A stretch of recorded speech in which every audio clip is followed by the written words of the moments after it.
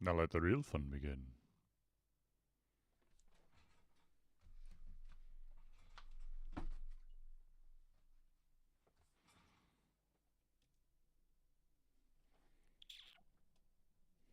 I can never remember which button does what. No, that's not it. Is it? No. Maybe? Oh, there it is.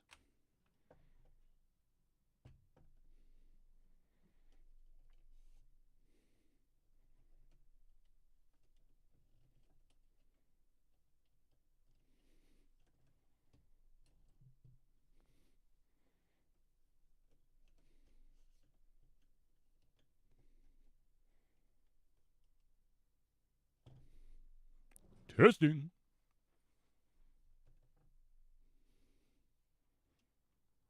Now for the testing.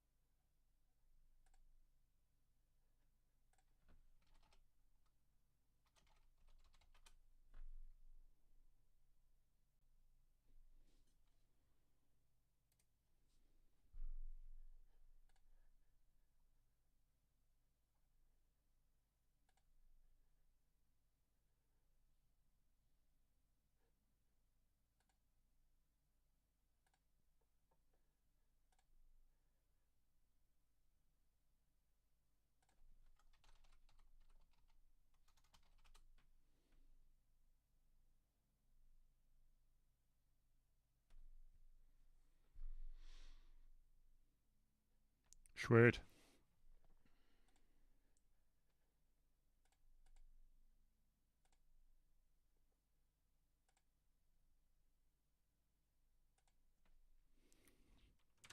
BGVA.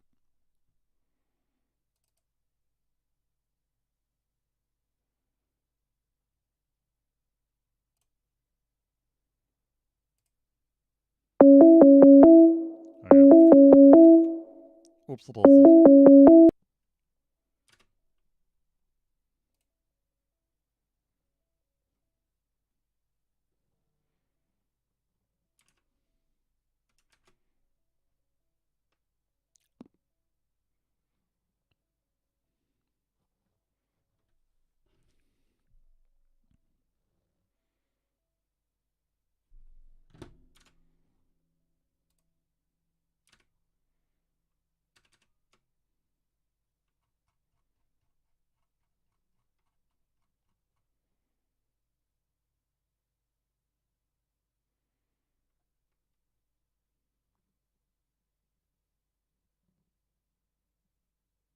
Hmm.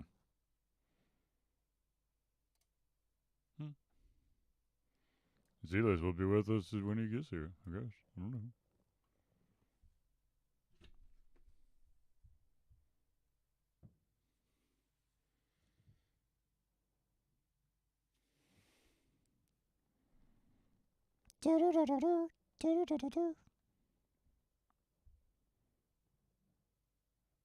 I mean, the seriousness of Twitch and YouTube and Facebook combined, you never know who's listening or who I'm going to get hit with.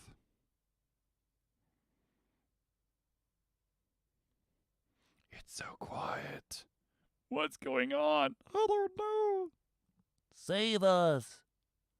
Oh God, here we go. Save us. Help me. Oh no.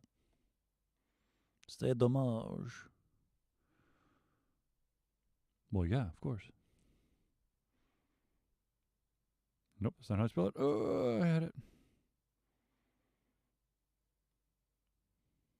Pew, pew, pew, pew. And still we wait for Zelius to arrive, to appear as he once was. Like he died or something. He didn't die. I don't think he did. You know, in this crazy world that you find yourself in,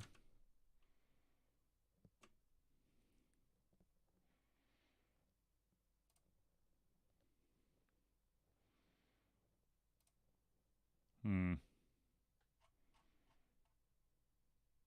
Yep. Yep.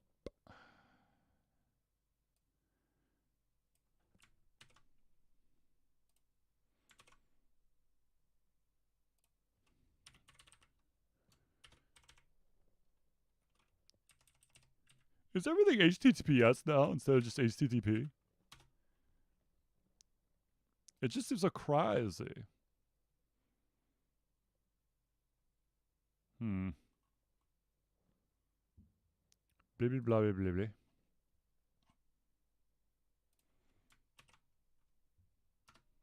Ba-boom. Did that one. Did that one. Did that one.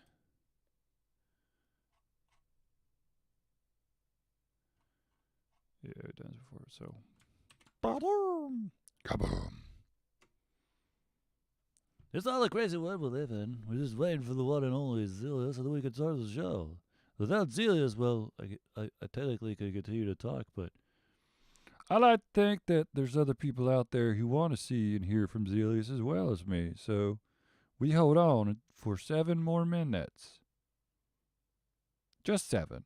No more. Maybe more. Who knows? Who knows? No one knows. That's the problem. And where is he? I text him. Yo. Simple, yet very effective. There he is. Boo.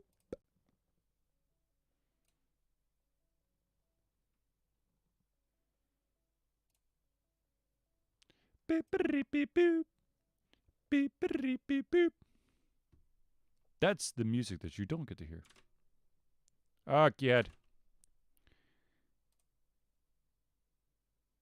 And of course, I show it, and then nothing shows up.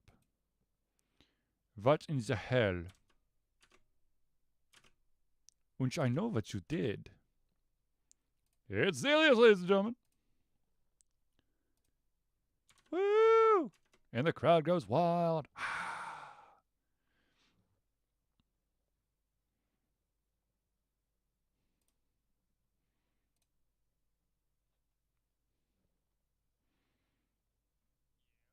Hello. Hello. Hello. Why are you not showing? Oh. Okay, try again. Now that I've got the volume on. Hello? Okay. We've got to make you quieter. No, I shall never be quiet, sir. Let's see here. Why make me quiet? You make all the fun out of life. I don't know. Who knows? I don't know. That's why I'm asking you. Hold on one sec. Okay.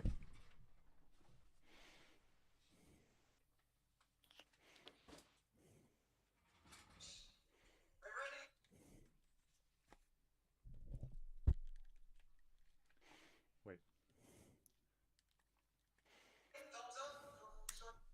Hold on. What am I holding for? I'm doing a sound check. Give me a sec. The sound? That's overpowered.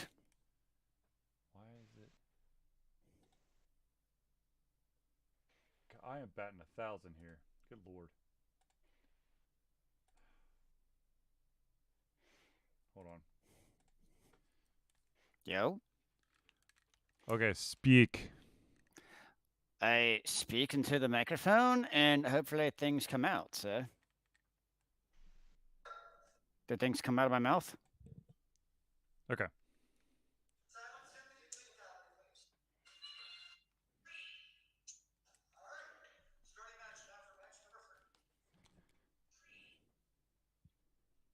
Reading. I'm splicing some videos for the tubes. Ah, that does not sound good. No, I take all our matches from Wednesday Mm-hmm. and then I post them on YouTube. Gotcha. But it's like an hour long, it's like a 2-hour long video. So I try to splice out just the actual matches. terrible. Absolutely horrifying. All right, be back in just a second. All right.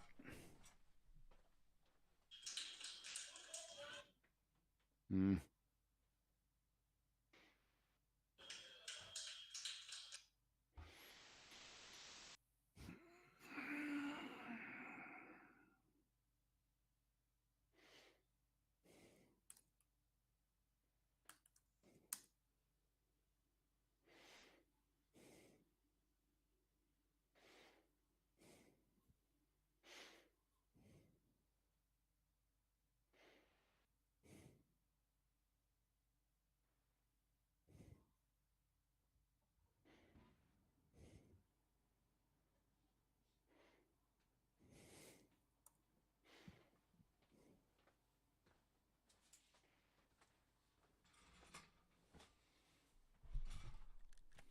Hello. Are you back, sir? But of course, I'm back. But are you back or just front to back? I think that's how you're supposed to wipe your ass. It depends on the day. I don't think that you're supposed to go back to front, sir. It depends on how my arm is feeling that day. It might have been overused the previous day. Oh, son of a bitch. Hold on a second.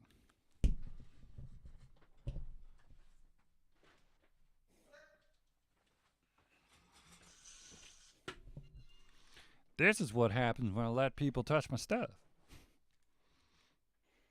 It's not where it's supposed to be. Oh dear. I found it. It's all good. We all good. You all good.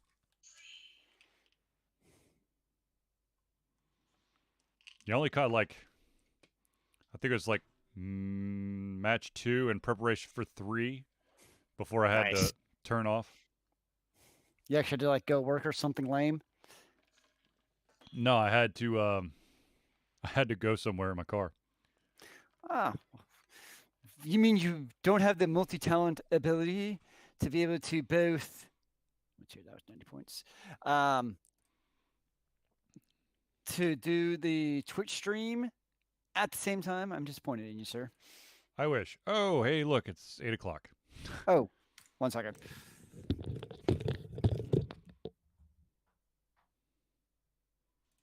Uh-oh. Where the hell did he go? You turned off your camera. Okay, I'm ready. Hold on. What the hell just happened? I don't know. All right, I didn't actually touch anything on my end that I know of. All right. Let us do this. Ladies and gentlemen, without further ado, let's do this. All right. How are we feeling, Zeus? I'm feeling wunderbar, if you know what I mean. Wunderbar. That's good. That's wonderful for us normal people.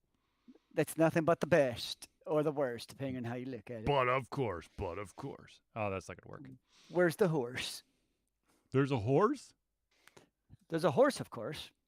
A horse of a horse, of course. Hold on, I really wish that in OBS you could basically swap where the chat window is. Mm-hmm. Because it's docked to the right-hand side, and I really need to be docked to the left-hand side. Really? You can't change it? That's kind of the app. crazy. No, you can't. And they've also removed the ability to pop out the chat.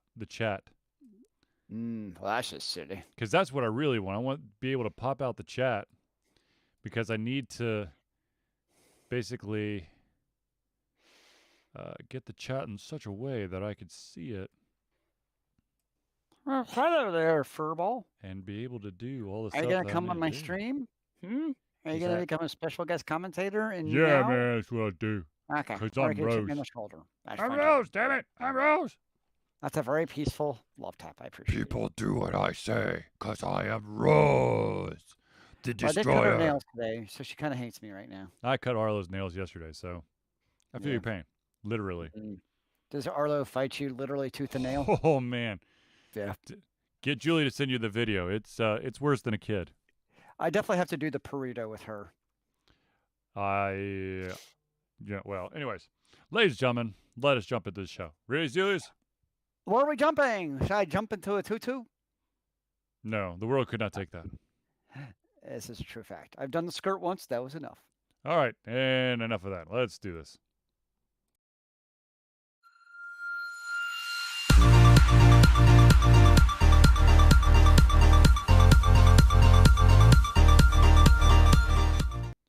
Hello, ladies and gentlemen, and welcome to another edition of Ultra Confusion Thursday Night Hangout.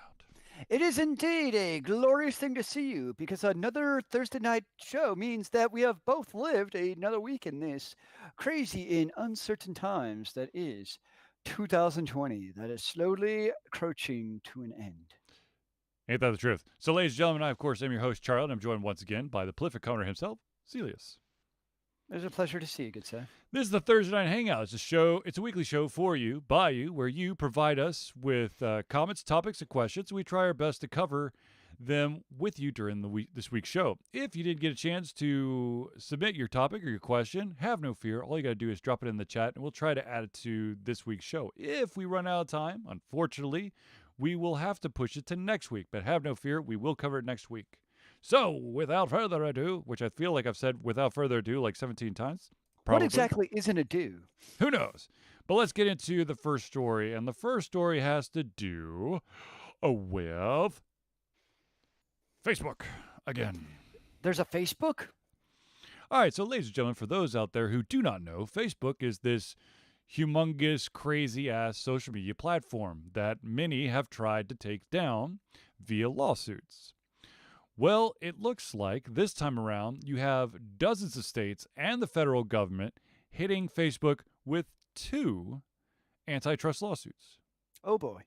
Now, these lawsuits, one of them is abuses dominance in the digital marketplace, and the other one is engages in anti-competitive behavior.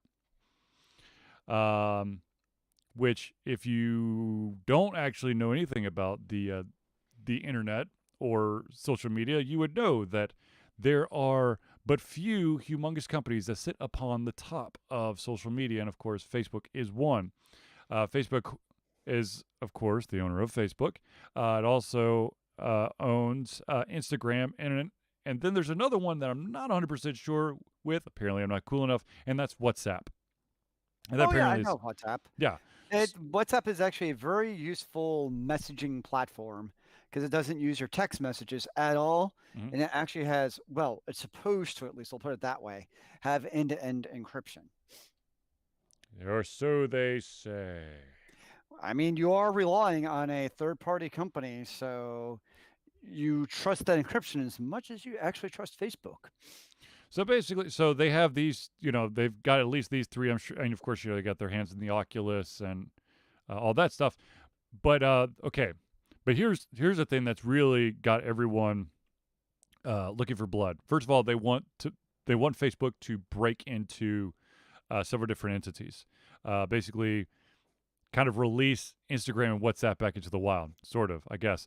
But what the lawsuits are really going after is they're claiming that Facebook has used its dominance and monopoly power to crush smaller rivals and snuff out competition.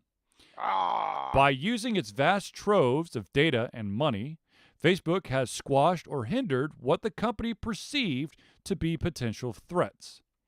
So basically, they can make everything go away. Like the mob. Well, if you think about it, they have purchased Instagram. Yep. I mean, that could have potentially been one of their big competitors. Yep. They have now WhatsApp, and these were all at one time independent companies. Yep. And now Oculus. So I think it's the taking over of these multiple companies. They actually shuttered one of my favorite companies ever. It was a platform called Drop.io. And the cool thing about Drop, because one of our things for people, it's like sharing files with people. Mm-hmm. And Drop.io was a super simple to use website. You literally went on there.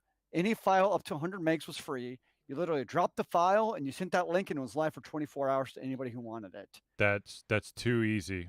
They have to take it away. like it was literally the easiest thing in the face of the planet. If you wanted to, you could then have a paid tier to like password protect, et cetera, et cetera. Mm-hmm. And Facebook purchased it, and of course, what happened very shortly thereafter. Mm-hmm. Like that is one of my. I'm still bitter about that. It's one of my favorite internet tools of all time. We And I can't think have that nice things, Zilius. We can't have nice things. I know, man. So, I mean, yeah, and I think part of it is the integration part because you look at like what Facebook did with Oculus, Mm-hmm. where they're now requiring Oculus users to use Their the Facebook. Facebook login. Mhm. I mean, I still like Instagram as it is, but I'm under no illusions that in 5 years, I don't think Instagram will exist, Yeah, honestly. right. It's going to be somehow incorporated into Facebook. And yeah, I mean, that's just same thing with WhatsApp. I would not be shocked at all if WhatsApp magically becomes, Facebook. I mean, we already have Facebook Messenger.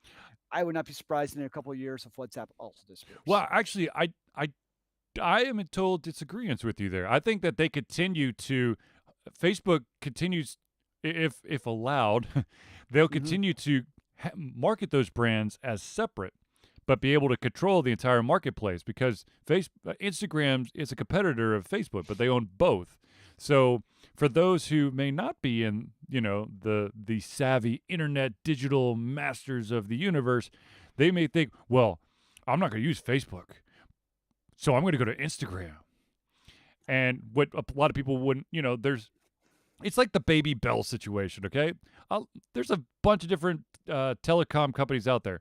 There's not a whole lot that are not owned by a bigger company. So I would not be surprised if they continue to have it as separate entities to allow for the foolish, ignorant people out there thinking, oh, I'm railing against Facebook. What's up, Nakamoto? Well, sadly, the logic does not always work. I just look at, I don't know if you follow Linux at all, but just today, so basically, one of the larger free to use Linux distros, CentOS, was purchased by Red Hat about 5 years ago. And just today, Red Hat announced that CentOS is basically being, in a fashion, shuttered down. And that was always one of the arguments of why would they do that? Because if anything, Cent was like the gateway to them be able to use Red Hat and get your licensing and all that stuff. Yeah, but you're talking Whereas about now, you're talking about a paid product that owns a free product. They want you to well, just use the paid product. Facebook is a paid product. You're just paying in forms of advertising and So is FaceTime Instagram. and your advertising. Yeah, but again, that's another case where you would think the logic would dictate. That's where companies seem to have that thing, larger companies like that seem to have that mentality where any competition, even if you own the competition, is bad competition. Seems to kind of be the theme. Well, So, I mean, if I mean, this is going to date both Zelius and myself, but for the longest time, there were two like brick and mortar media stores you could go to, Best Buy or Media Play. They're owned by the same people. Yes, I am dressed like my mic, and my mic is dressed like me. It's Charlie a vicious is circle. the mic. I am the mic. Yeah, so But I look, mean, if I don't. they really cared about antitrust, go after the damn Baby Bells. Not, I mean, honestly, I don't care about Facebook. Uh, and if they have a monopolistic platform, I really don't care because it actually doesn't affect my day-to-day operations or my ability to conduct business or my Does ability it to actually though? function. Does it though? Because anytime you touch Facebook, you're basically flooding them with information they could turn around and sell. Correct, but I also don't have to use Facebook. I have to use an ISP if I want to basically interact with the world. But you give Facebook enough time, and you'll have to use Facebook to utilize basically half of the internet. No, Yeah. stop ruining my hopes and dreams. I'm sorry, Zeus. I'm sorry. But and I guess I just feel like there's much more worthwhile practices that go on than Facebook. I say get this Facebook thing done, and it will. What I see is, yes, there probably are more important or more important targets. But if you could do it to Facebook, that would be a landmark case, and it would allow for presidents to shoot down a bunch of other monopolies that are basically doing the jig, going, "You can't touch me." Because the thing is, Facebook has been, Facebook and Instagram and basically all social media platforms have been in the forefront for basically the entire year. So, thanks to the wonderful election of the United States of America. So it's a hot button topic. It's easy to, everyone knows about Facebook right now. They don't know about the baby bells. Sure. Or what you're saying is Facebook needs to learn how to better bribe, or give donations to politicians. Yes, but then they betray their users, and it's all a nasty, dirty thing. Ain't that the truth? Yes. Okay, so the next story that we have is it's centered around TV show cancellations. First of all, there's a little sidebar here.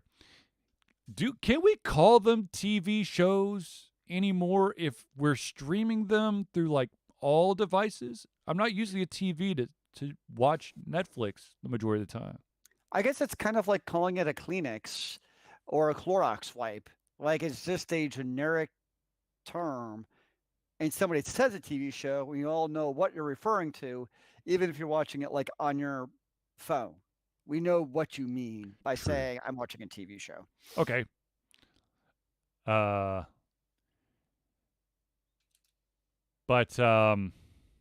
Okay, so anyways, back to the topic. There was, of course, Netflix has this approach of making, funding a bunch of shows and seeing what will stick. And sometimes the shows might have a little bit of an audience, but if it doesn't have that big of enough return, it cancels it. Yep. Well, they just announced that they are canceling one of their new adult animated shows called Hoops, which, to be honest with you, I'm surprised they even made it after. I don't know what the test group was, but it was a terrible show. I don't know anything about Hoops. It's bad. But yeah, it was. Anyway, so that got canceled. So the question was from the audience, in your opinion, what is the better situation for show cancellations? Do you do the Netflix style where they basically mass produce an entire season, throw it out there, and then, you binge it and you get hooked and they're like, yeah, we're not going to do that again? Or do you do what a lot of the TV show, a lot of cable TV shows do, and that is they record episodes in segments, so the entire season might not already be filmed, and they might stop before the season's over. I definitely prefer the Netflix style where you can just binge the entire series if you want to, and know pretty soon on if it's going to be canceled, because they usually announce pretty soon after a season's release, it seems, of whether or not they're going to do another season. So I'm personally partial to the Netflix style, but Amazon's also kind of done that old TV style with some of their television shows where everything's been recorded. Mm-hmm. It's already all filmed and produced. Mm-hmm. They just intentionally release it every week instead of all at once. Kind of like Disney Plus has done with The Mandalorian. Yep. So I think some of the streaming services have kind of, to your point, done the TV route where, unlike traditional cable television, where they're also basing it on 26 episodes. Right. Now you're looking at that 8 to 12 range, it seems. Which is more like the BBC style. Yep. So they're recording them all at once. And then, really, regardless of ratings, basically at that point, you might as well just release all of your episodes because you got them all. And I think it works better, though, with shows that are going to be popular. Like The Mandalorian worked because of the hype. And the universe already existed. Same thing with Game of Thrones. And Game of Thrones did weekly. Keep aside how season 7 went. Right. The hype was astronomical. So I think some television shows where the hype is off the chart, it works. Like when Netflix's season 2 of The Witcher comes out, I could see that being another one where there's going to be such enormous hype around the second season of The Witcher, where that's one that could work. So I think there are some shows that are popular enough where they could do that, and the network already knows. In this case, I'm using Netflix, calling it a network, where Right. they know it's going to be successful doing it weekly or just giving you the binge watch. Right. No, I'm with you. The thing is, I still have nightmares about some of the shows that I watched growing up, and them being canceled like mid-season or at some like random point Yep. where you just. I mean, yes, there Netflix. If a show is done right at the end of a season, there's always gonna be a cliffhanger. And so, still, you're going to be like, but what's going to happen? But at least you got to that cliffhanger. It's not like you're climbing up the mountain and all of a sudden the mountain's gone. So yeah, I'm with you. I think the thing is with Netflix, you don't have to continue watching a bad show if you don't want to. It's not it could go away in your mind and everyone else can enjoy it, whereas if it's on cable, you're basically screwed. I am excited though that Netflix did pick up Cobra Kai, and season 3 of Cobra Kai. Well, someone had to, because the YouTube let it go. Oh man, it's such a good show. Well, the crazy thing is season 3 had already been like produced and recorded. Yep. So at that point, it's literally just a matter of needing a distributor. Yep. Oh man, that is such a good show that people don't know about. Julius, you should tell the masses. Tell them now. Go watch Cobra Kai. There you go. Seasons 1 and 2 are on Netflix now. Yes. Speaking of Netflix, I have a Christmas goal in life. Okay. To rewatch, I should say, all of season 1 of The Witcher in one day. Best of luck, sir. That is my goal. I'm going to wake up at a early for Christmas break time and basically not leave my couch for many, many hours. It's going to be glorious. Best of luck, sir. We'll see how it goes. Yes, I will be pulling for you. I know, very high aspirations. I've done crazier things that watching, trying to binge watch through an entire season of a show, or. Okay, question for you. Yes, sir. Speaking of binging, what is your first show that you remember like binge watching? So for me, for instance, I remember because TV shows were hard to binge watch when they're on cable, right? Because you had to record them or watch it weekly. For me, it would definitely be Buffy the Vampire Slayer. When that was on Netflix, all 7 seasons, Mm-hmm. it was terrible how much of that show. I think I watched all 7 seasons in 2 months, which is not a good idea. Based on how many, I think there's over 140 episodes. So that for me was definitely my first, I basically would sit and watch 10 episodes at a time type of television show. First show that I truly binge watched. It has to be more than one season. I'm throwing in a caveat. It has to be more than one season. Okay. Now, see, there's the curveball. Yeah. That basically knocks out all the anime from when I was growing up, because I binge watched 26 episodes straight. Okay. Of quite a few shows. Yeah, I guess I could see that, because I never was in the anime disc world, so I never could experience that. So I could see that. But if I had to go outside that realm, gosh, if I were to binge watch, are we an entire show, or? I'm going to say it's be the entire show, yes. Then it can be an anime. That's fair. To be honest with you, I'm pretty sure that it was the Star Trek Next Generation. Okay, there you go. That's a solid one. TNG, man. I grew up on TNG. That was like the weekend family show that we all sat down at our living room table and ate food and watched as a family. And then once it was available in streaming form, I watched everything. And I was like, I remember that. I remember that. I don't remember that. What the hell? Huh? What? Oh, yeah, that's good. So, yeah, I would say TNG. Mine was watching TV wrestling with my dad. Nice. Yeah.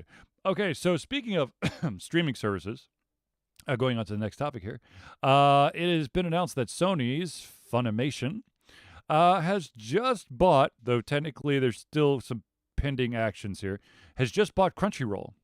Oh. Crunchyroll, of course, is, I guess, direct. Once upon a time, Crunchyroll was basically the humongous anime streaming service known to man, and it actually had Funimation content. Then Funimation decided, you know what? We could do this on our own. And so they left. And now Funimation is buying Crunchyroll.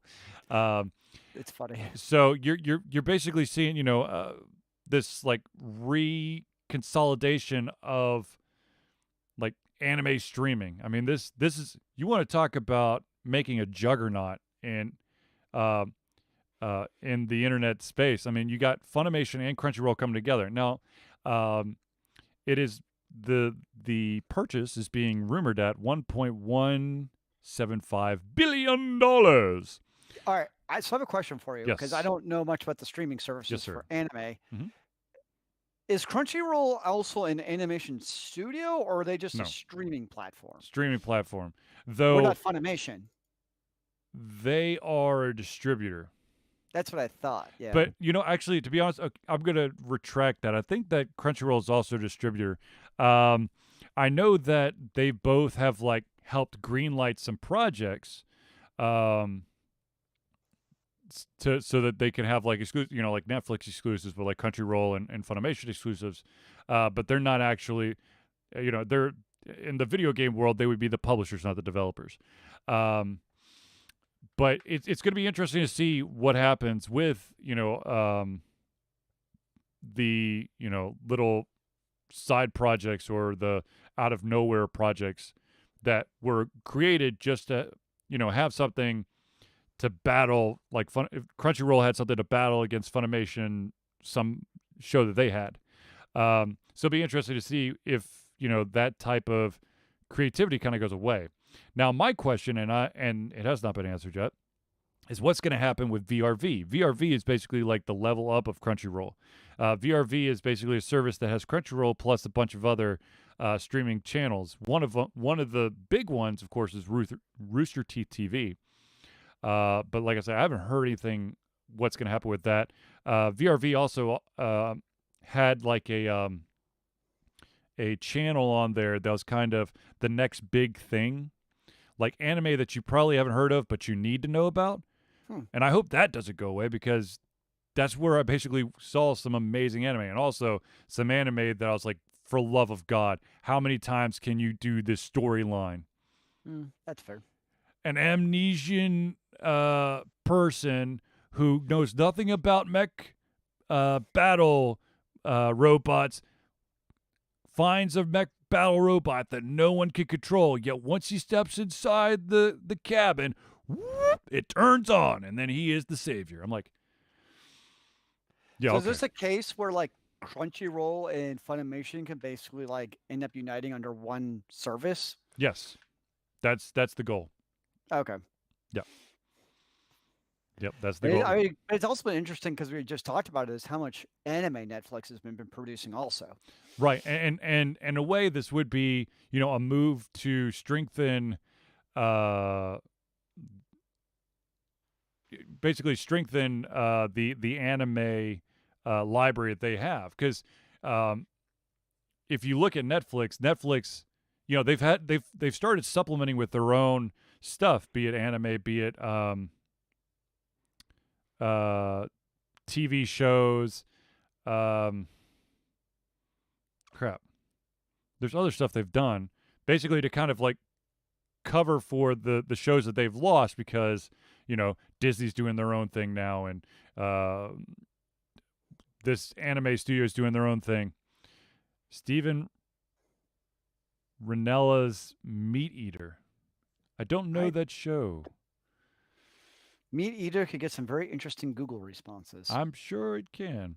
But anyways, um, this to me makes total sense, and I'm really happy because Funimation, in my experience, was basically the go-to place for dubbed series.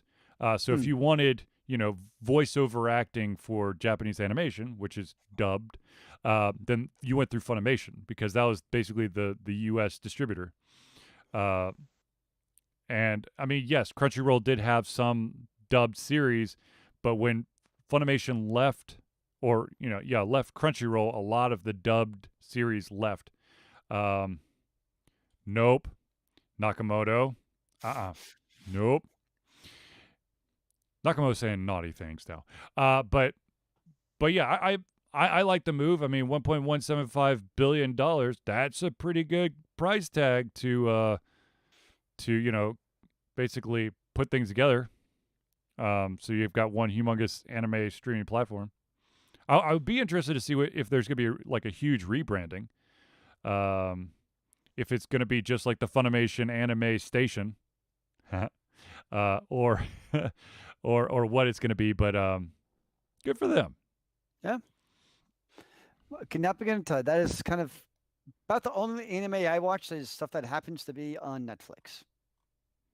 Though that number is actually dwindling. Well, mostly it's honestly been their own stuff, like Blood of Zeus and the Fate stuff. Is probably really the anime I've watched that's on Netflix. I hate to say this, but I've kind of gotten over the Fate stuff. Yeah, it's they're repetitive in their own way. But Blood of Zeus is highly entertaining. I'm enjoying. Oh, absolutely. Show. Have you finished this? And Dragon's Dogma was much better than I thought it would be. Yes. Well, it was. Yes, it was better than I thought it was going to be. I still, well, I don't know. I've never played the game, so I can't, if I was able to compare, I think I'd, have a better feeling about that whole thing. It stays truer to the game than I thought it would too. And that's a very difficult thing to do. Staying true to the source material. Hello, yep. Hollywood. I haven't watched Castlevania. I know you said Castlevania's good. Castlevania's good.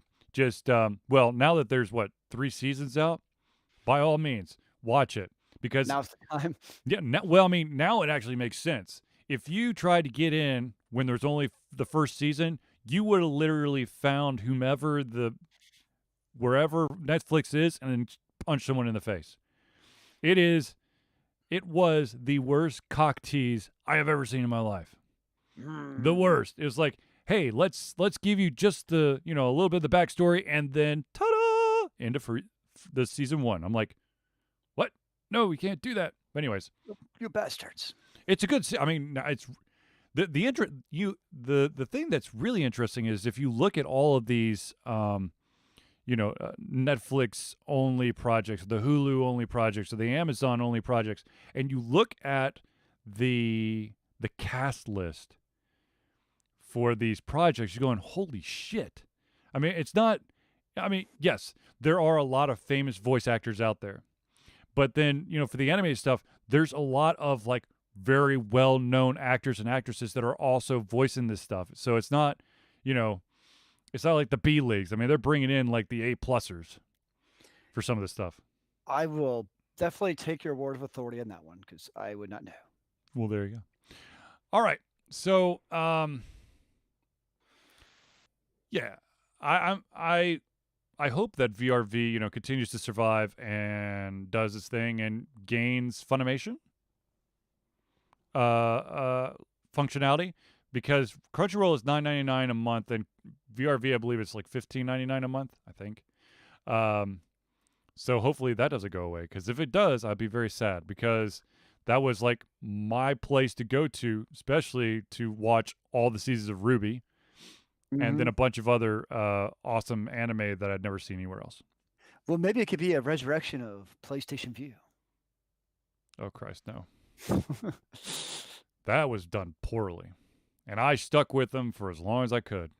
Now, I used View before YouTube TV. I also liked I know, View. but So, yep. you jumped ship before PlayStation was or Sony Yep. was like, we're gonna have to shut this down. I left PlayStation View like in the 11th hour, mainly because I liked the actual frickin' TV guide that the View had, and I still can't figure out how to do any real navigation on YouTube TV. Oh no, it's terrible. On my TV, if I'm watching a show, I have to press exit out like 4 times to get back to the home screen.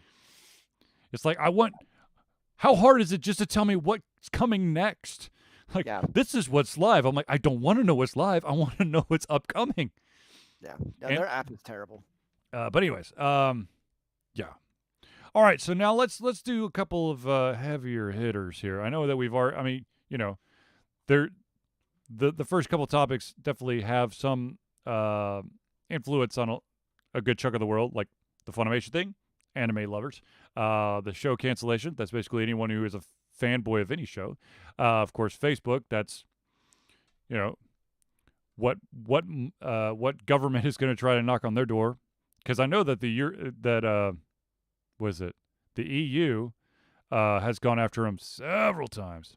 Yes, they have. But now the interesting thing is that I don't know if I actually have the list, but the amount of states that are going after Facebook. Let's see if I pull it up real quick, because I was like, holy crap, 46 states. 46 states are going for Facebook on this one. Do they actually list the states? Or are they just saying, it's 46 states? Out of the 46 states in America, right? Oh, God. Yes, absolutely. The 46 states of America. All right. There you go. All right, so let's go on another social media streaming platform thing that's happening. So I know that everyone knows that on Twitch, they are amazing when it comes to hateful conduct and harassment towards streamers. We know that they have the streamers first in their hearts, and they're always there to protect one another. And you're first in my heart, Charlie. Thank you, Zelius. But, okay, so as many of you know, there's been just constant issues with, first of all, I was being sarcastic. Just if you're listening to this and not watching this, you couldn't see my face, so you couldn't see the expressions I was giving you. But I prefer not to look at your face. Thank you, Zelius. Oh, sorry, that was my inside voice. Ha ha ha ha ha. Anyways, so Twitch has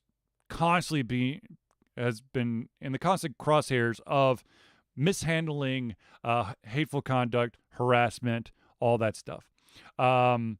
Twitch thought that they were doing a good thing back in 2018, where they put the emphasis on making the streamers be the personal moderator for their own chat. Thinking, well, the streamers could take care of it because, most of this hateful conduct and harassment's happening in their stream, and they'll want to put a stop to it.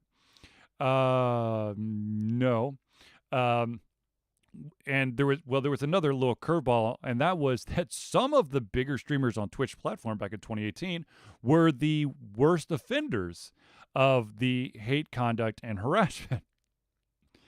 So they, of course, did not implement the moderation on their channel. Of course, Twitch wasn't going to try to scare away those streamers. Now, of course, we fast forward to today, and Twitch does drop the ban hammer from time to time. Sometimes it's a permanent ban. Sometimes it's a limited time ban, but they will drop it. They still very hesitant about it, and not at a rate that makes a lot of people feel safe. So upcoming, I believe they're actually going to put this truly into to law January the 22nd of 2021. They will, going forward, divide these guidelines into 3 separate categories. And they are harassment, hateful conduct, and then sexual harassment.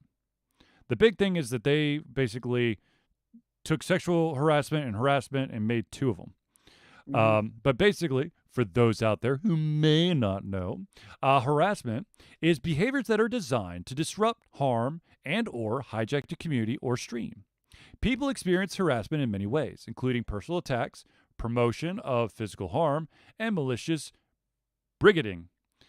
Claiming that the victim of a well-documented violent tragedy is a crisis actor or is lying, encouraging others to DDoS, hack, dox, or swat another person, inciting malicious raids of another person's social media profiles off Twitch. Okay. So I'm like, I'm glad that you spelled it out, but yes, people should not do any of that. Now, the hateful conduct is as follows. Hateful conduct is attacks based on identity characteristics, race, ethnicity, God, I can't pronounce that, color, caste, national origin, immigration status, religion, sex, gender identity, sexual orientation, disability, serious medical condition, and veteran status. The three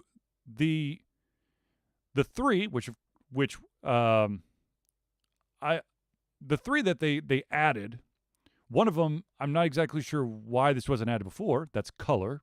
They added color to the identity characteristics, but that should already be there.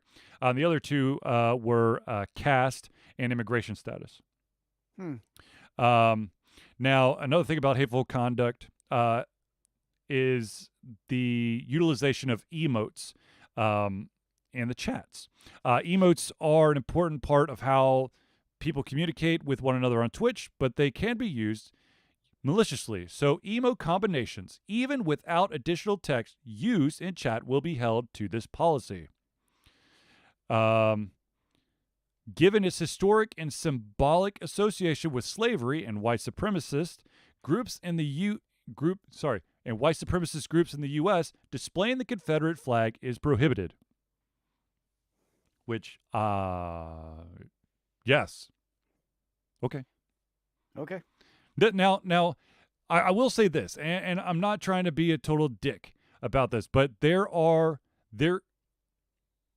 is a very, I don't remember what the website is, but there is a website out there that basically lists all of the, groups, gang signs, like combinations, emotes, all this stuff that if you look at it, you're like, holy shit, I can't put anything online because some white supremacist group or neo-Nazis or some, gang has already claimed it as their own. Or what if you're part of a Civil War reenactment troupe? You still don't need to use the Confederate flag in Twitch. What if I want to live stream my reenactment? Then you probably put it as, this is a reenactment of the Civil War. And you could probably get away with the Confederate flag because it actually has a place in the Civil War. I'm just saying. Anyways, so you have that. And then, of course, the final category, which was broken out from harassment, is sexual harassment, which has been the big one. Yep. Racial injustice has been humongous. Sexual harassment is basically, that's the 1-2 punch here. Sexual harassment has been, they've separated sexual harassment into its own category and adopted a much lower tolerance for objectifying and harassing behavior. So much less wiggle room for those people who would be like, well, I'm just here to have fun. Sexual harassment is repeatedly commenting on someone's perceived attractiveness, even in what you believe to be a positive or complimentary manner, is prohibited if there is indication that it's unwelcome, i.e., you've been asked to stop, timed out, or channel banned. Yes, if you get channel banned for something that you're saying, chances are you should stop. But of course, the trolls out there are like, well, I just changed names. That seems like common sense to me, which is probably the problem. See, that's the problem. The internet doesn't understand common sense. It's shock and awe here, man. It's not common sense. Another thing is making lewd or explicit comments about anyone's sexuality or physical appearance is prohibited. Note that Twitch does not make an exception for public figures. Okay. Interesting. And then finally, sending unwanted, unsolicited links to nude images or videos is prohibited. No shit, Sherlock. That should be like, that shouldn't be done on any platform. Unless you you're, hear the sorry. stories on platforms Unless you're like- in like a porn chat room, that one right there should not exist. But sadly, they have to put it there for a reason because it happens. Well, right. I mean, in this beautiful country that we call the U.S. of A., the reason why you have all these freaking no shit Sherlock warnings on stuff is because someone did it. And in this beautiful country that we live in, you can do dumb shit and sue the company for said dumb shit if it's not explicitly written in the warning label that you shouldn't do it. So Well, technically, you can sue anybody for anything you want. Whether or not you're going to win, who knows? yes, exactly. All right, so ladies and gentlemen, I do want to take a quick pause here and do a shout out to some of the friends of the show. So let me start off with the oh my gosh, where'd it go? Let's start off with the Indie Cluster. The Indie Cluster is an organization of independent game developers that want to gain exposure by being involved in the community. They collectively journey to popular conferences as a traveling booth to help gain attention for their games. They make partnerships in local communities to bring games to the mainstream mindset. They highlight local, unusual, and rare concepts to challenge the paradigm of the common. They also host events to teach kids and minority groups about game development to hopefully one day enter the industry themselves. Zelius is put up in the chat, and it's also in the window, but just in case you're listening to this, that is that's Indie Cluster, INDIE Cluster, CLUSTER.com, IndieCluster.com, all one word. The next shout out I have to give, of course, is Hero Chiropractic, which is a unique healthcare practice set up by Ryan Moore. The company's focused to elevate a patient's experience of freedom, creative expression, and joy. They believe that everyone can be a hero and has incredible heroic potential inside themselves waiting to be unleashed. Hero Chiropractic focuses on mobile chiropractic care in the greater Atlanta area.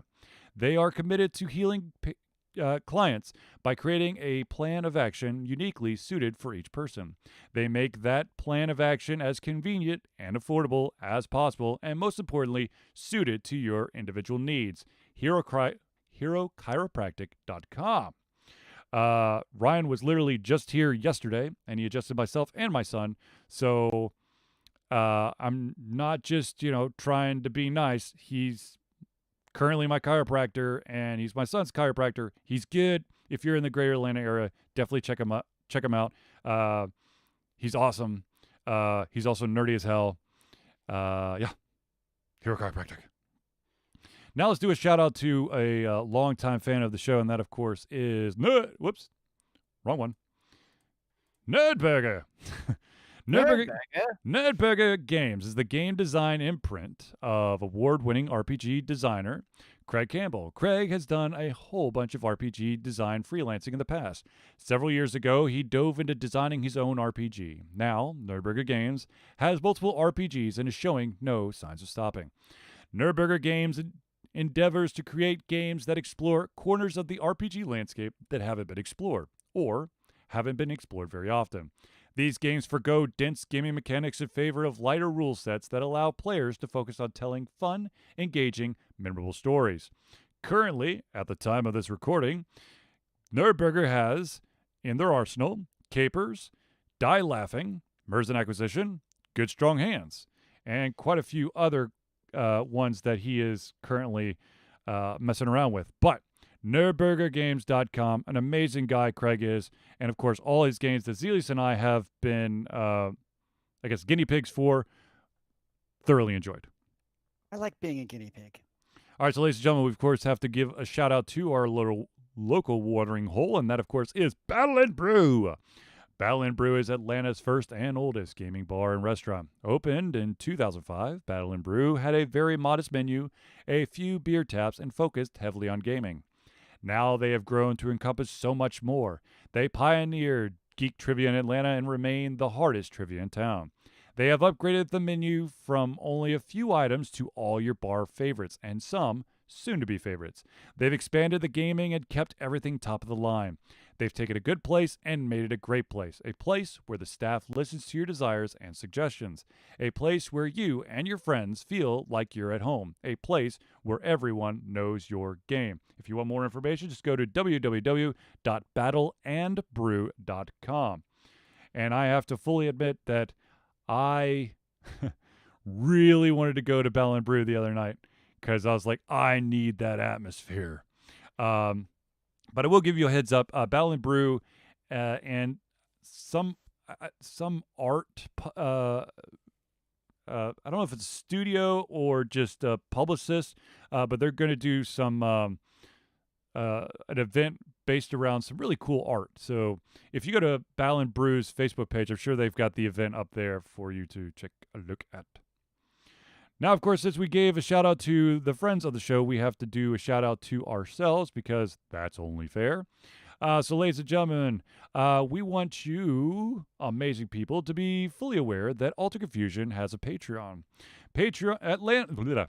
Alter Confusion survives on the love and support of fans like you, and so we have a Patreon page.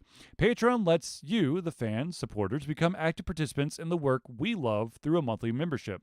This gives you access to exclusive content, community, and insight into our creative process. In exchange, we gain a bit more freedom to do our best work, and the stability we need to build an even stronger creative career. Currently, the money that is being raised for Patreon is covering the cost for hosting our podcasts, the cost of upgrading our rendering software for our videos and our podcast, the software that's needed so that I can mirror my iOS and Android devices onto my PC so I could stream them, which was very important for the review I just released this week called Bio Inc. Redemption, which allows you to be either a healing doctor or a mad scientist hell-bent on trying to throw every single type of malady, ailment, and disease at someone. As people out there who are currently patrons have noticed, the exclusive content is finally starting to appear. If you are a patron, right now I have it set for all levels, and I think we'll just keep it there for now.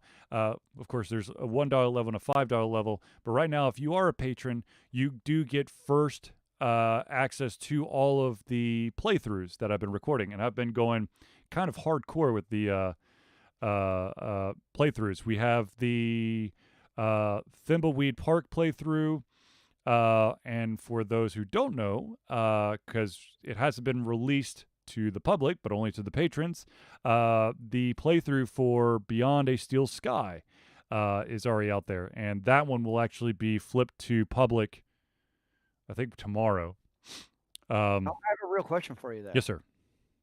Were you able to get Cyberpunk 2077 installed?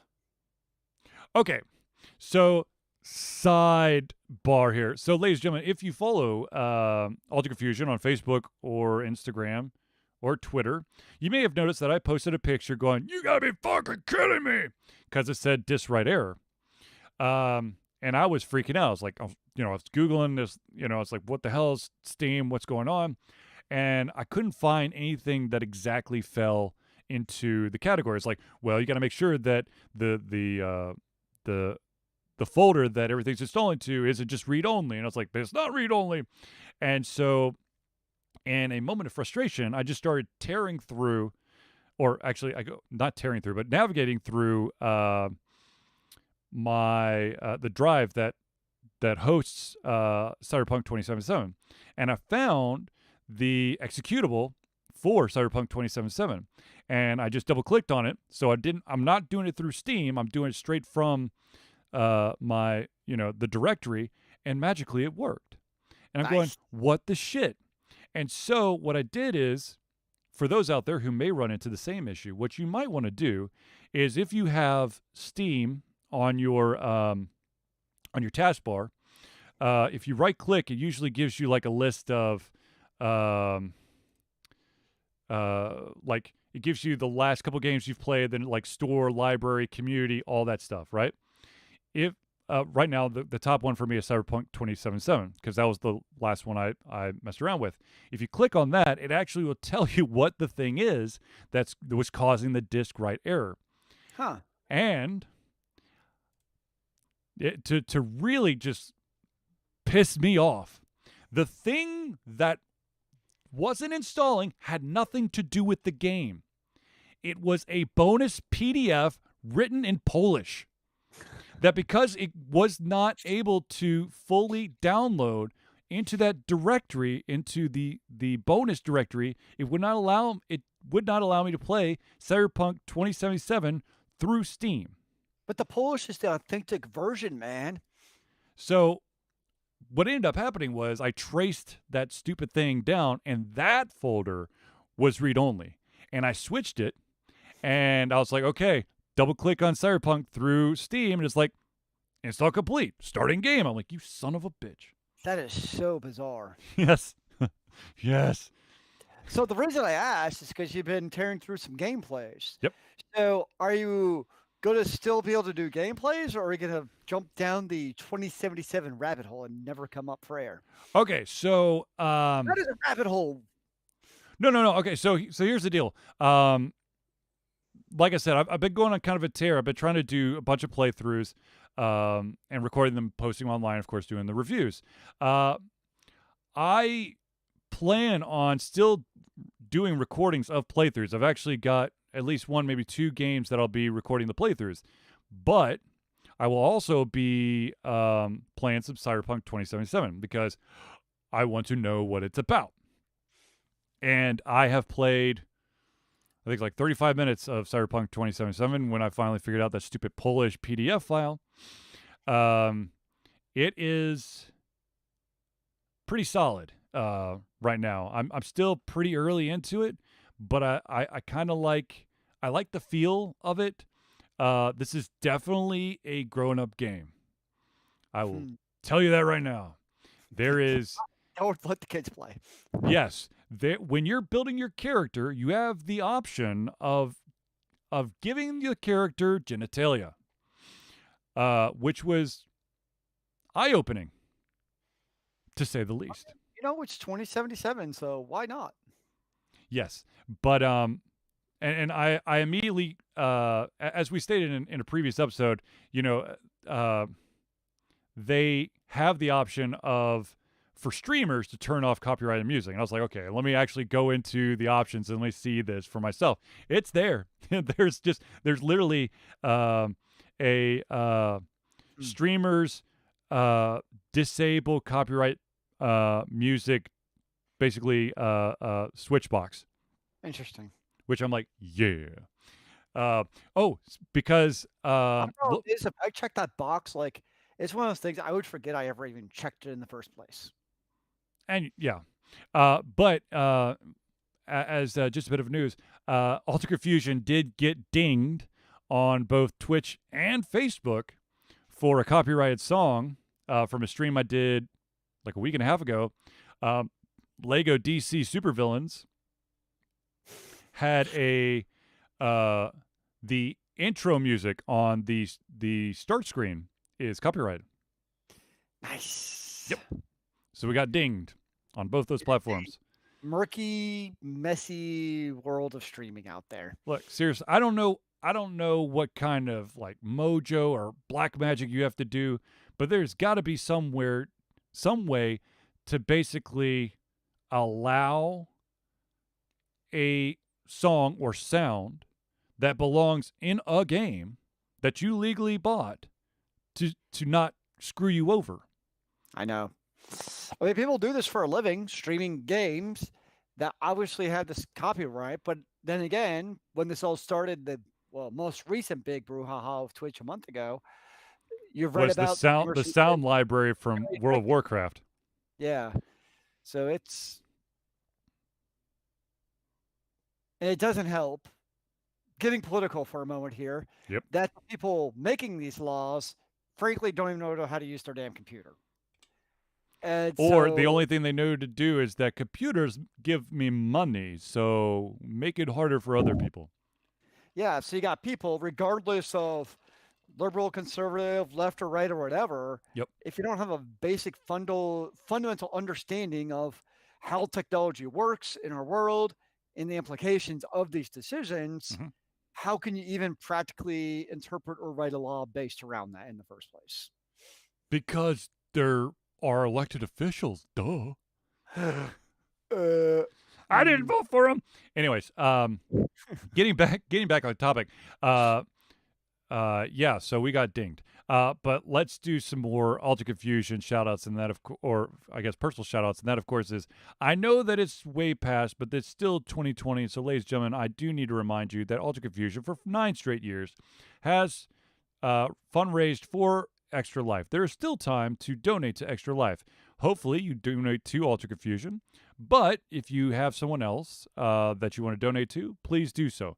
It is very important that Extra Life gets as much love as possible. Extra Life is gamers doing what they do best. Gaming to help sick and injured children at their chosen Children's Miracle Network hospital. Alter Confusion has been fundraising for Children's Healthcare of Atlanta for the full 9 years that we've been doing this. That money goes directly to Children's Healthcare of Atlanta as Care of Atlanta as unrestricted funds. This means that the hospital decides where and how to spend the money to ensure the dollars that we raise make the biggest impact in the lives of the children they treat. As Zelius has put in the chat, our initial goal was $250. We're at $276. So we have reached our goal, but of course, that doesn't mean that you can't donate.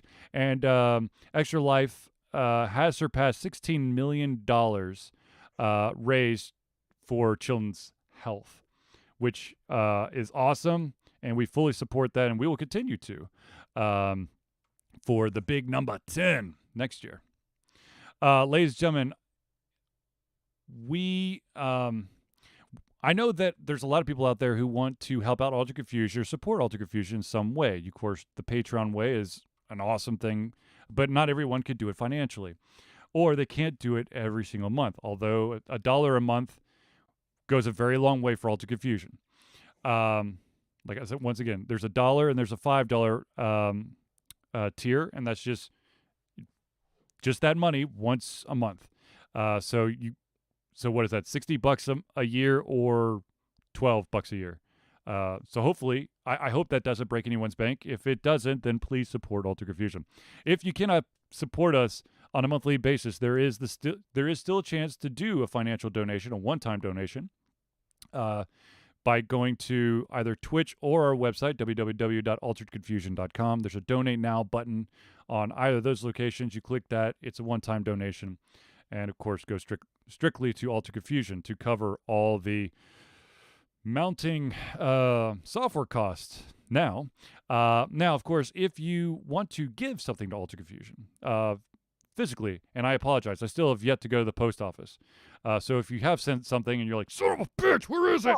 Whoa. You said you're going last week. I know. remember very vividly how excited you were. I was, but If it ever comes out of your mouth again, sir. there was a monkey wrench. I cannot go into it. But anyways, if you want to send Don't trust you ever again. if you want to send something to Alter Confusion, all you got to do is mail it to 1551 Dunwoody. That's DUNWOODY. Village Parkway. Number, this is very super duper important. Number, because this is the P.O. Box number. Number, because if you don't put this number, it will not get to us. Number 88276. The city is Dunwoody, once again, DUNWOODY, Georgia, zip code 30338. So, let us get into our final story. Of course, ladies and gentlemen, if you want to support Alter Confusion in maybe a non-financial or physical means, all you got to do is follow us on your favorite or all social media platforms, be it Facebook, Instagram, YouTube, Twitch, Twitter, and of course, if you want to go Patreon, or if you want to be part of the Discord channel, just hit us up and we'll give you the Discord link and you can become part of that awesomeness as well.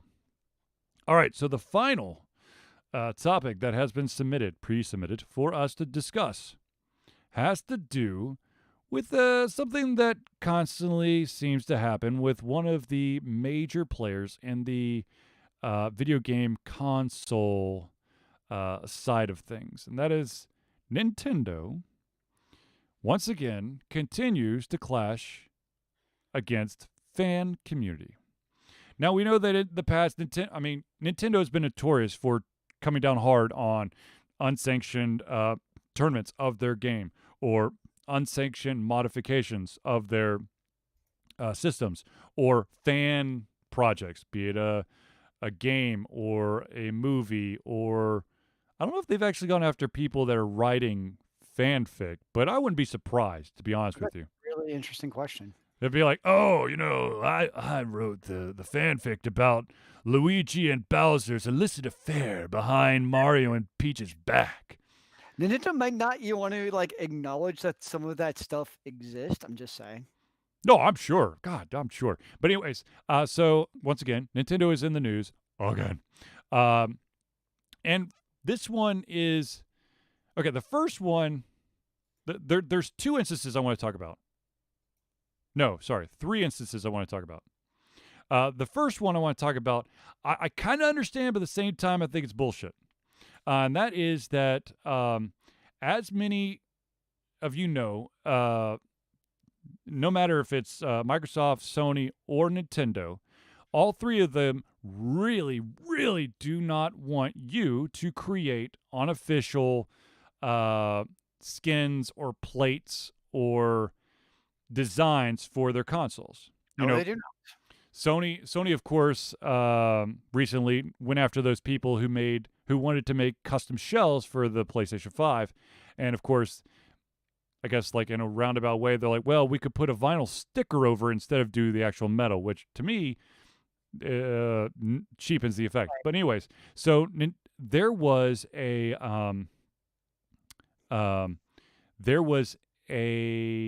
custom controller designer called Captain Alex, who created Joy-Con shells themed to commemorate a popular YouTuber, Etika, who died by suicide last year.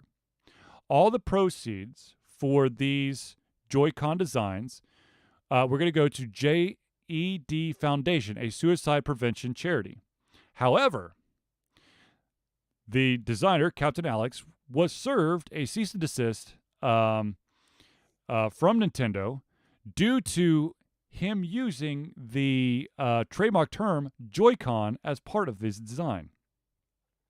Like, I understand that, that it is Nintendo stuff, and they don't want someone to put something to change their stuff and then have them to be blamed. I understand that. But there's got to be a little bit, when it comes to a charity, maybe instead of doing a cease and desist, maybe try to actually work with the designer. I don't know, get some good faith, some good vibrations with a community that's trying to raise money for suicide prevention. I don't know. That one seems a little bit heavy-handed. Or could you even have said like, hey, do this just without the name Joy-Con in it? Yeah, I mean, people have been like, okay. Nintendo, like, I can at least kind of understand why Nintendo doesn't want the word Joy-Con and selling a product, because that's very specific to Nintendo. That I can at least understand. Yes, that part. But then be like, okay, just don't use the word Joy-Con. To me, that solves a lot of the potential confusion. But yeah, so I mean, yeah, I like I said, I understand. It's your own thing. It's your IP. It's your intellectual property. You don't want people monkeying around with it, because chances are, if you allow for people to monkey around with it, they could potentially break it, and then people are going to come to you, not to the modificationer. But again, like, even like, I remember growing up, like anything I ever bought that electronics clearly had like a label. Or like, if you break this label, you void your warranty. Exactly. But people got smarter and they found a way to re-adhesive that sticker. That's true. Okay, so that's one of the three.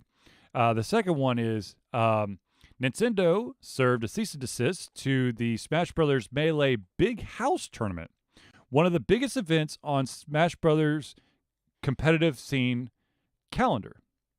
The cease and desist, which centered around the tournament's use of an unofficial Slippy mod to make the game playable online. Because once upon a time, Smash Brothers existed on many different platforms, and they still do, but technically some people forget that previous consoles exist. Smash Brothers Melee, I believe, was GameCube, which definitely did not have a very robust online presence, because Nintendo has been always very hesitant about entering the internet space. So because of COVID, the promoters were utilizing an unofficial mod called Slippy to allow for that the online functionality for the game. This cease and desist caused the event to be canceled outright. Nintendo explained that the tournament requires use of an illegally copied version of the game in conjunction with a mod called Slippy during their online event. Nintendo therefore contacted the tournament organizers to ask them to stop. They refused, leaving Nintendo no choice but to step in to protect its intellectual property and brands. Nintendo cannot condone or allow piracy of its intellectual property. That being said, I'm pretty, this is me as being like a good faith gamer. I'm pretty sure that they also, if this is one of like the big tournament, like, organizers, I'm pretty sure that they would, they do own the legal copy for the game, but the only reason why they're having to play this mod version was because they can't have people in the same room, but they still want to do this tournament. And it's not like, I feel like that's something where Nintendo could have been like a one-time grace. Like, we understand why this is happening. This is not a blanket, okay, go do forth and do this, but this is a annual Super Smash Brothers tournament type of thing. And it's because they were trying to be safe. It's like they were doing it for good reasons. Yeah, it's not like they're like, damn the man. They're like, look, we have this thing. It's a big to-do in the competitive calendar for Smash Brothers, period. But for the safety of everyone, we want to do it this way. And of course, Nintendo goes, no. All right, so let's go to number 3. And it's centered around the cancellation of the official Splatoon tournament live stream. Mm-hmm. Splatoon 2, the Splatoon 2 North American Open, the official event, was due to get a live stream, but the broadcast was canceled the day before the show was due to go out. On the tournament's official Discord server, an admin explained that the decision was due to unexpected executional challenges. Now, when, of course, the internet sleuths out there started digging into everything, there seemed to be something that appeared over and over and over again. And that was the fact that multiple teams competing in the tournament had been entering with names directly referencing #FreeMelee, which has to do with the Smash Brothers Melee tournament. Mm-hmm. And as a result, it is rumored that Nintendo pulled the plug because they don't stand for that kind of thing. Now, of course, Nintendo hasn't released a public statement, but all signs point to this is why the official live stream, North American Open live stream, was canceled. Jeez. So Nintendo's not making any friends. I don't care about the basically competition scene. Like, they will basically burn the house down just because they can, basically. Yeah. Look, I'm as I've stated several times in the past, I understand you want to protect your IP, and I understand that you need to be strict about, when you feel like your IP is in danger. But we are in a crazy ass world. an unprecedented time. Shit that's never happened before in anyone's lifetime is happening. And so I understand that there's this mindset of if we let it go now, it'll happen over and over and over again. But God forbid that what's going on now ever happens again. There are so many conventions, organizations, leagues that are having to work around the craziness that is happening today. And for Nintendo to constantly be like, nah. I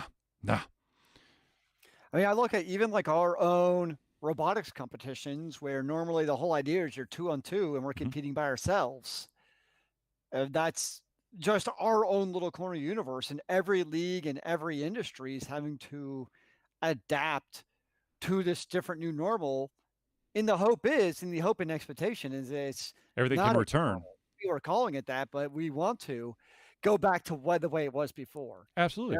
These tournament organizers are no different. They don't want to have to do this remotely. They want to be, have that atmosphere of 1,000 people cheering with people on the stage. That's what they want. I mean, let's be honest with any of these competitive scenes. Not only, would they prefer to have actual people there so that so that the players get caught up in the roar and the excitement, but also let's talk about the greenbacks here, shall we? The amount of money for getting a ticket to the thing, if it's at a if it's a distance, an event that is not in your hometown, hotels, food, entertainment, all that stuff. I mean, you're talking about huge chunks of popular markets that are completely kaputs. Bars and restaurants are like suffering extremely. Unless you're in the state of Georgia, then you could go bowling and get a tattoo. No, sorry, that's true, but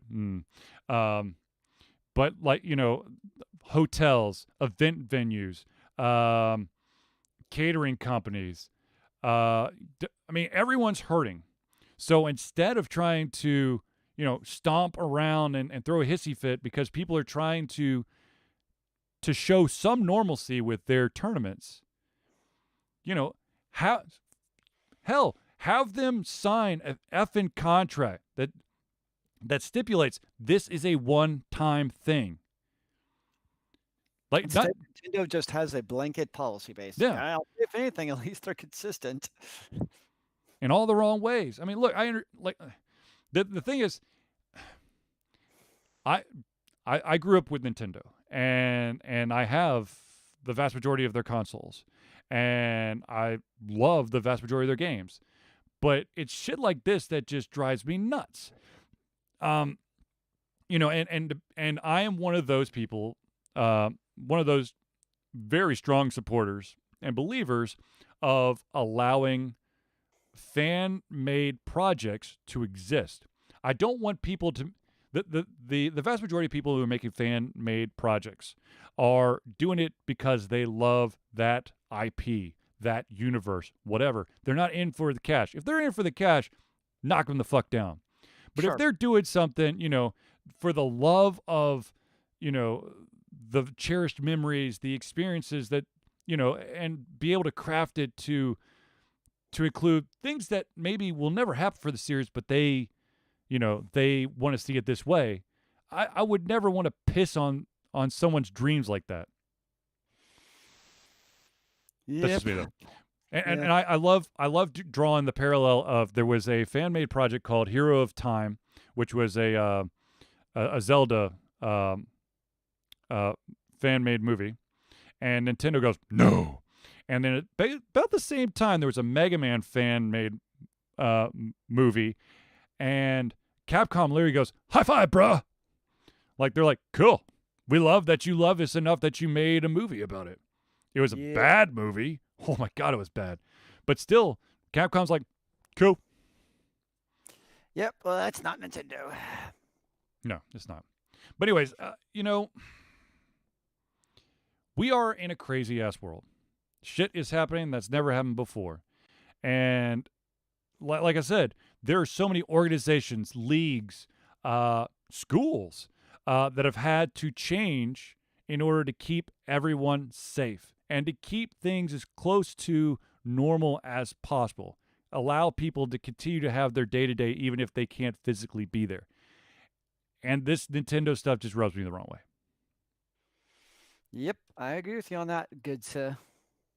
All right, so ladies and gentlemen, I believe we have reached the end of our show. So without further ado, I'd like to thank everyone for tuning in to the Ultra Confusion Thursday Night Hangout. For myself, Charlie, and Zelius, it's been a pleasure coming everything comes to our heads, our mouths, and of course, our hearts. We'll be back next Thursday for another Ultra Confusion Thursday Night Hangout.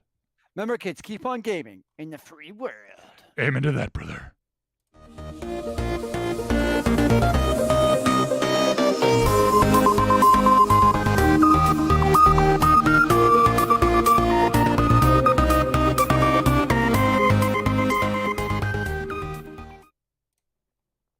And we're out. I mean, we're done recording, but we're still live. Wait, we're done recording? Oh, dear. Yes. You know, one of these days I'm actually going to remember to share the every single one of these since I've really started to get my act together, every single one of the shows, all the information's in a Google Doc. I could send you the Google Doc so you actually knew like beforehand some of the talking points I'm going to bring up. I like a surprise. All right, man, whatever. I'm just telling you. Like it's like Christmas every Thursday. Well, it also allows me to, be able to turn around the show faster.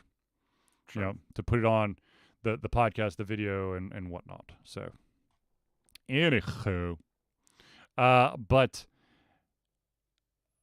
I have been playing Cyberpunk 2077. Like I said, it's definitely a mature title. There are wangs and hoo-has and boobies within the first 25 minutes of the thing. Those exist in a video game? Yeah. It's funny, though, in the character creation, you could turn off nipples. You could turn off nipples, but add genitalia. Nice. For a weird-ass experience. For those out there who are interested, the two games that are on my streaming, my potential next playthrough list are the Bloober Team game called Observer. Bloober Team, of course, is that oh wow, that organization, that developer that Zelius and I got to hang out with and play their game. Oh my gosh, it just blanked out on the game.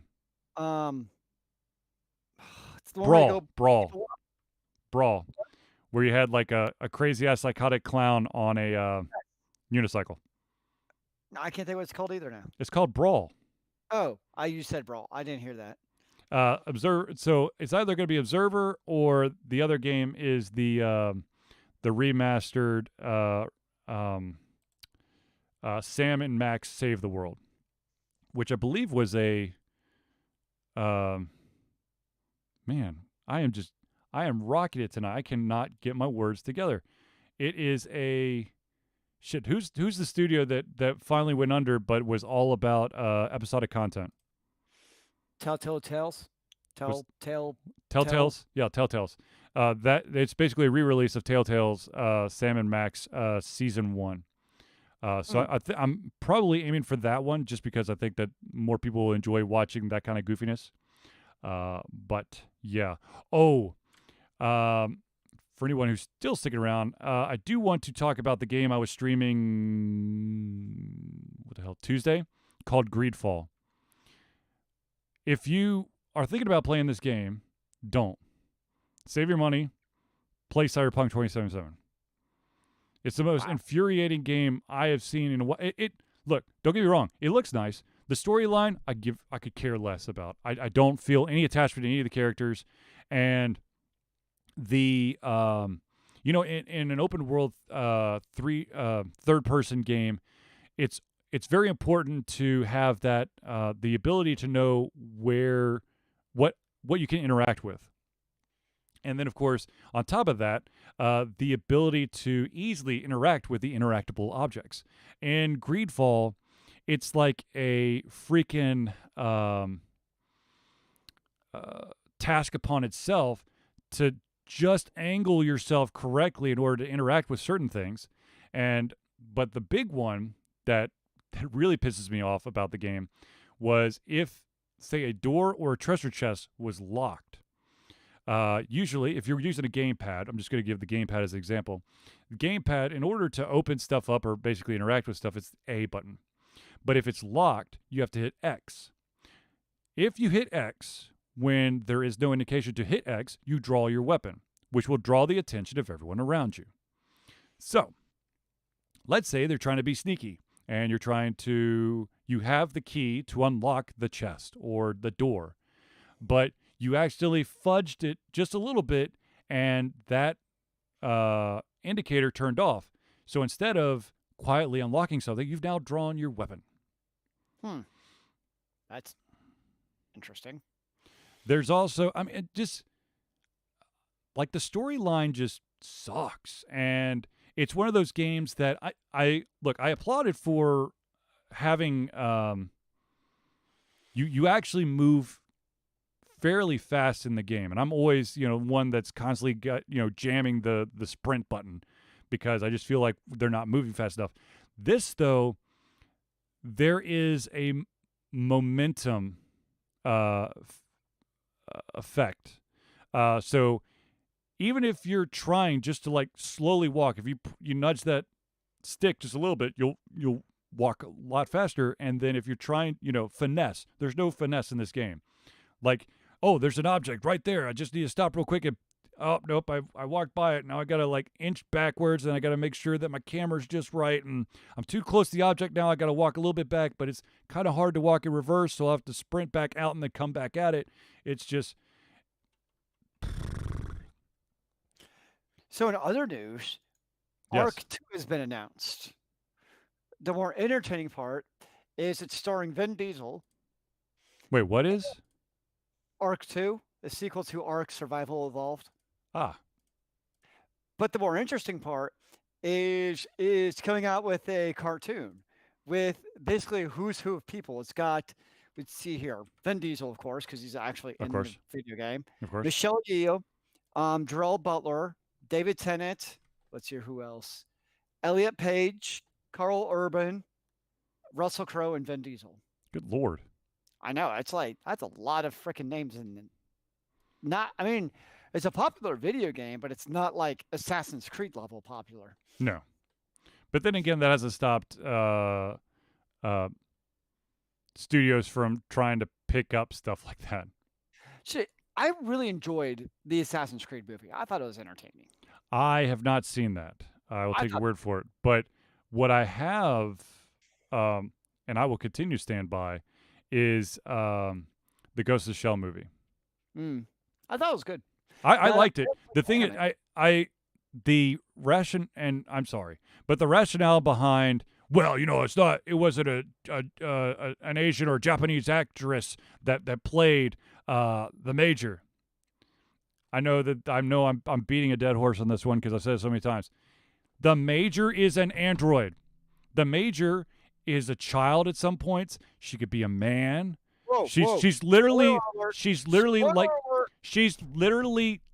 Doctor Who. Yeah, I thought it was good. I enjoyed it.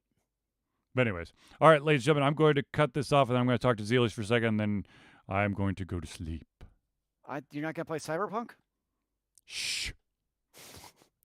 Be quiet, Zelius. I'll see everyone later. Deuces.